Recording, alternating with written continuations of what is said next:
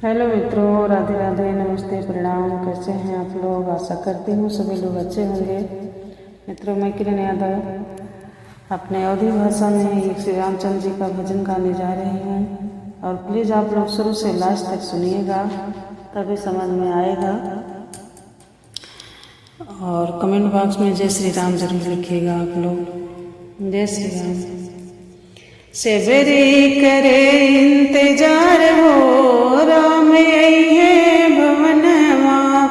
सेवरी करे इंतजार हो, राम है भवनवा। आई है भवनवा हो, आई है भवनवा। आई है भवनवा मोरे, आई है भवनवा। सेवरी करे इंतजार हो,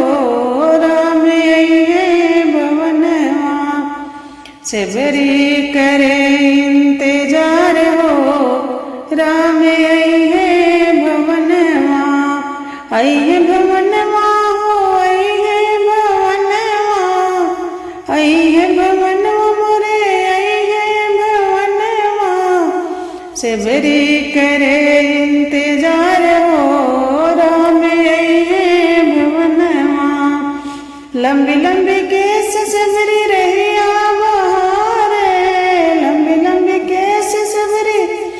रैया बहारे, रैया बहारे हो, रैया बहारे, रैया बहारे सबरी, रैया बहारे। यही रैया यही भगवान हो, वाज हमरे भवनवा। यही रैया यही भगवान हो, आज हमरे भवनवा।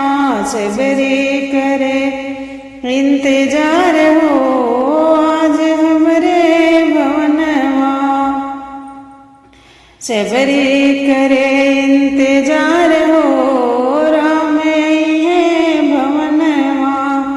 आई है भवनवा हो, आई है भवनवा। आई है भवनवा, राम आई है भवनवा।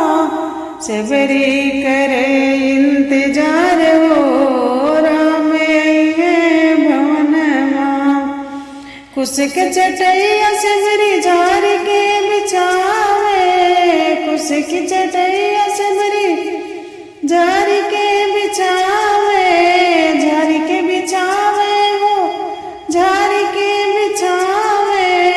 झार के बिछावे सेवरी, झार के बिछावे। भगवा लगई है भगवान हो, आज हमरे भवनवा।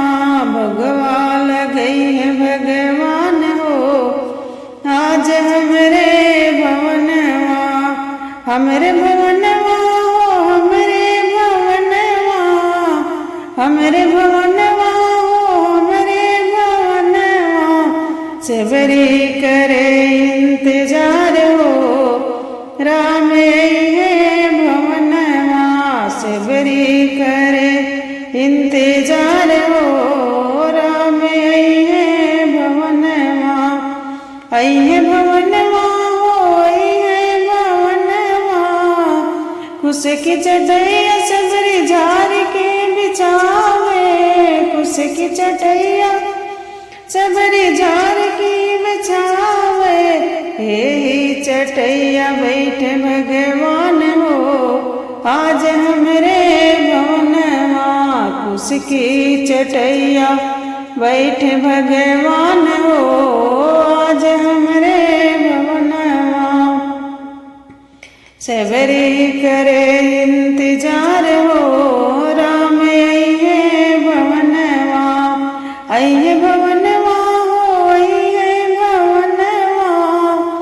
आई है भवनवा हो, आई है भवनवा। सेवरी करे इंतजार हो, राम आई है भवनवा। आई है भवनवा हो, आई है भवनवा। आई है भवनवा हो, आई है भवनवा। सेवरी करे इंतजार हो, राम आई है भवन झूठी झूठी बैर से मेरी दोनवा सजावे, झूठी झूठी बैर से मेरी दोनवा सजावे, दोनवा सजावे वो दोनवा सजावे, दोनवा सजावे वो दोनवा सजावे, भोगवा लगावे श्री राम हो राम ये भवनवा, भोगवा लगावे श्री राम हो राम ये भवनवा, अये भवनवा हो अये भवनवा, सबरी करे इंतजार हो राम अये भवनवा, सबरी करे इंतजार हो राम अये भवनवा। जय श्री राम।